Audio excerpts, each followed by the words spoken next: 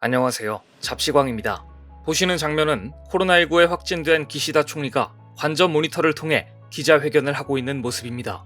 코로나에 확진된 총리가 화면에 나와 있고 양옆에 기자들이 도열해 총리가 나오는 화면을 지켜보고 있습니다. 그런데 이 모습을 보고 외신 기자들은 SNS에 이상하다. 총리가 확진이 돼서 원격 회견을 할 거면 기자들을 굳이 총리 관저로 부르지 않고 각자의 노트북으로 실시간 영상을 보게 하면 될 텐데 기자들을 총리 관저로 전부 불러서 모니터 앞에 세워두다니 일본이 얼마나 IT 후진국인지를 보여준다 라는 반응을 보였습니다. 총리실 출입 기자들은 일반 기업의 화상회의처럼 각자의 컴퓨터를 통해 원격으로 연결돼 질의응답할 것으로 기대했습니다. 그런데 굳이 총리 관저에 모이라고 하더니 저렇게 모니터 앞에 서서 기자회견을 한 것입니다. 즉 일본의 총리 관저마저 화상회의 시스템을 갖추지 못했다는 것을 외신들 앞에 드러낸 것인데요. 이 어색한 사진이 공개되자 프랑스의 통신사 AFP, 리베라시옹 소속 기자 등이 트위터를 통해 문제를 제기했고 일본 트위터 사용자들도 아날로그 기자회견, 해외에서 웃는다, 부끄러운 IT 후진국이라는 댓글이 이어졌습니다. 코로나 확산으로 이제 일반인들조차 줌, 화상회의, 원격회의가 익숙해진 21세기에 황당한 일본식 원격 기자회견이 전 세계적으로 확산되자 부랴부랴 해명까지 하고 나섰습니다. 일본 총리실은 총리 관저에서 진행한 원격 기자회견은 보안 문제 때문이라고 해명했습니다. 국가안보회의 등 절대로 비밀로 해야 하는 회의를 하는 경우도 있으므로 일본 정부는 공저와 관저를 전용선으로 연결해 독자적인 회의 시스템을 구축했고 이 시스템은 관저와 공저 사이에서만 통용되기 때문에 총리와 협의를 하려면 무조건 관저를 방문해야 한다고 설명한 것입니다. 하지만 기자회견에서 총리의 입에서 나온 이야기는 모두 기자들을 통해 기사화되는 공개적인 정보들입니다. 정보를 공개하면서 보안 때문이라니 변명조차 앞뒤가 맞지 않는데요. 일본의 니폰 텔레비전 역시 이 어색한 원격 기자회견 모습을 거론하면서 기시다 총리의 재택근무를 기묘한 텔레워크, 즉 기묘한 재택근무라고 명명했습니다. 보다 못한 일본 제1야당인 이펀 민주당의 디지털 정책 PT단장을 맡고 있는 나카타미 가즈마 의원도 행정의 사령탑인 총리 관저에서 기술 이용 능력과 정보 이해 능력이 이렇게 없다니 놀랍다. 일본이 IT 후진국이라는 잘못된 인상을 줄 수 있다라고 비판했습니다. 일본이 IT 후진국이라는 인상은 전혀 잘못된 인상이 아닌 것 같은데요. IT와 관련해 이제 일본은 변해야 한다는 한탄이 나오게 했던 사건은 얼마 전 한 일본인 사업가가 공항에 도착해서 쓴 자필 서류가 50장이었다는 사실을 기고하며 일본 사회를 고발했을 때였습니다. 사업가 오카무라 사토시는 한 일본 시사지에 2년 만에 귀국했을 당시 그와 가족이 일본 공항에서 겪었던 일을 밝혔습니다.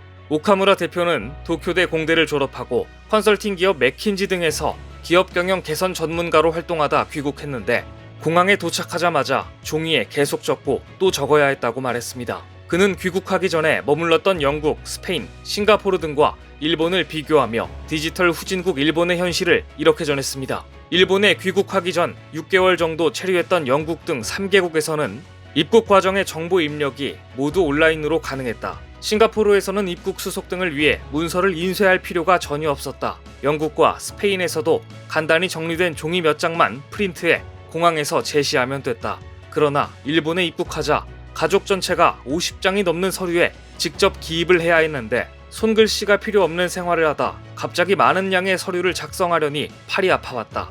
그런데 여기서 끝이 아니었습니다. 격리되기 전까지 위치정보 확인용 앱 2개, 보건소 제출용 앱 1개 등 총 3개의 앱을 스마트폰에 깔아야 했다는 것입니다. 그는 이렇게 탄식했습니다.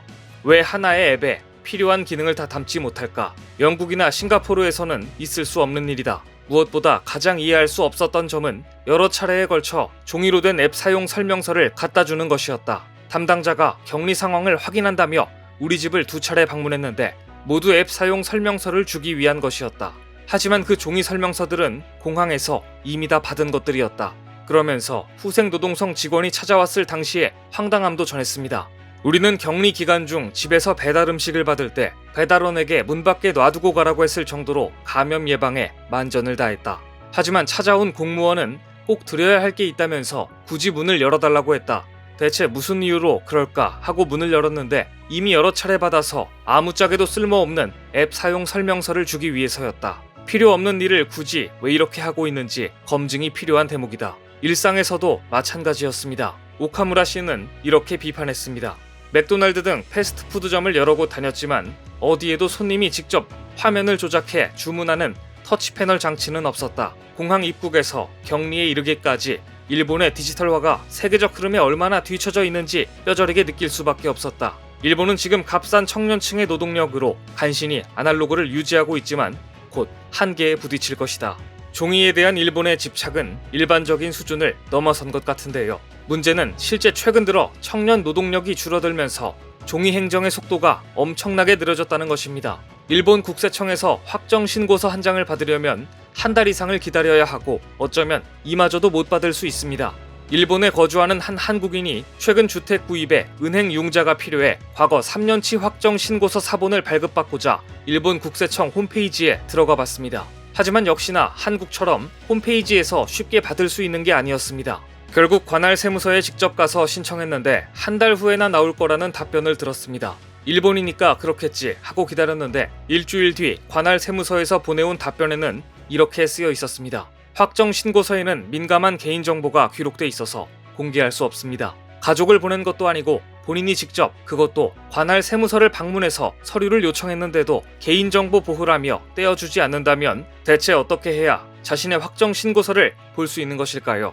한국에서는 상상도 할 수 없는 일처리에 황당한 나머지 이 상황을 SNS에 올리자 일본의 후진적인 일처리를 비난하는 댓글이 여럿 올라왔습니다. 그러자 더 황당한 일이 일어났습니다. SNS상의 논란을 어디서 들었는지 발급할 수 없다던 확정 신고서 사본이 즉시 우편으로 온 것입니다. 한국은 정부가 정보화를 추진할 때 가장 먼저 업무 프로세스 개선, 정보화 전략 계획을 수행하도록 의무화하고 있습니다. 그런데 일본은 이런 가이드라인이 없습니다.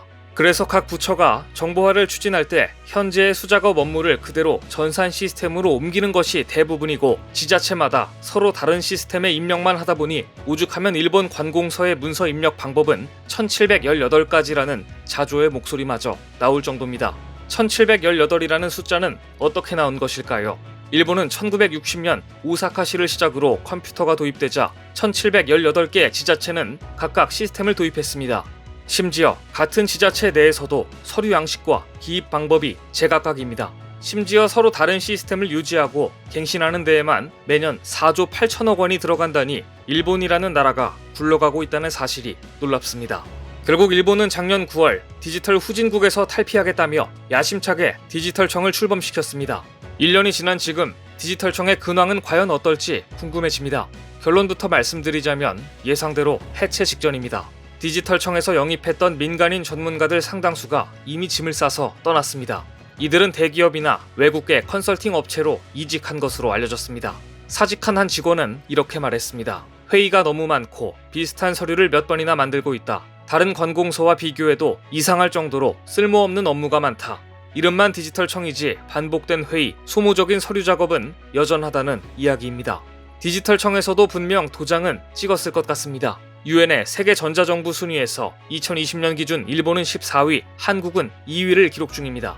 이렇게 디지털 사회로의 전환이 더딘 일본이지만 코로나19로 인해 집에 있는 시간이 늘면서 배달 수요가 늘고 있습니다. 그런데 문제는 일본은 한국만큼 신속한 배달 시스템이 자리 잡지 못했다는 점입니다. 이를 파악한 일본의 국민 메신저 네이버의 자회사 라인은 일본판 배달의 민족인 대마이칸에 지분을 사들였습니다. 대마이칸은 네이버가 투자하자 단숨에 업계 1위에 올랐습니다. 9,200만 이용자를 지닌 일본의 국민 메신저 라인과의 결합을 하자마자 시너지를 낸 것입니다. 네이버의 야심은 단순히 일본 음식 배달 앱의 성공에 그치지 않고 있습니다. 대마이칸은 라인과 연계해 야후마트 서비스도 런칭했습니다. 이것은 배달의 민족 비마트와 유사한 것으로 앱을 통해 식자재 등 상품을 주문하면 15분 내 배달을 해주는 서비스입니다. 이 앱은 4,700만 명이 넘는 이용자를 확보한 일본 1위 간편 결제 서비스 페이페이를 통한 다이렉트 결제를 이용할 수 있습니다. 여기에서 취급하는 상품도 1,500여 개에 달해 가입자들이 한번 이용해보면 그 편리함에 쉽게 빠져나오기 힘듭니다. 일본의 국민 메신저 라인과 연계하자 평범했던 배달앱 대마에칸의 월간 이용자 수는 계속 상승 중이고 이는 높은 시장 점유율로 이어지고 있습니다. 대마에칸의 매출액이 작년보다 51%나 상승한 것입니다. 한국의 IT 기술과 한국 특유의 신속함이 더해져 최고의 효과를 내고 있는 것인데요. 이제 일본도 한국식 신속한 결제와 빠른 배송 시스템의 맛을 보게 되었으니 아무래도 배달 서비스조차 한국 기업이 독점할 듯 싶습니다. 오늘 준비한 소식은 여기까지입니다. 댓글을 통한 여러분들의 많은 의견 기다리겠습니다. 시청해주셔서 감사합니다.